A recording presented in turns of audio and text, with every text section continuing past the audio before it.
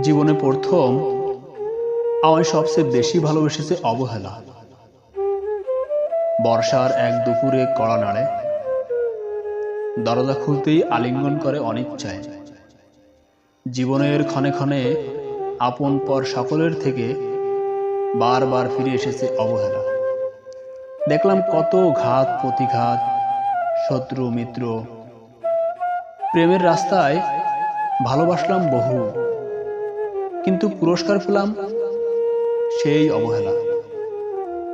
ও আমায় ছায়ার মতো সঙ্গী, অচিরে তিলে তিলে জায়গা করে নিয়েছে আমার আত্মায়। জীবন ও পৃথিবী জুড়ে রয়েছে মোরে ভালোবেসে, নির্লজ্জময় মোর অবহেলা।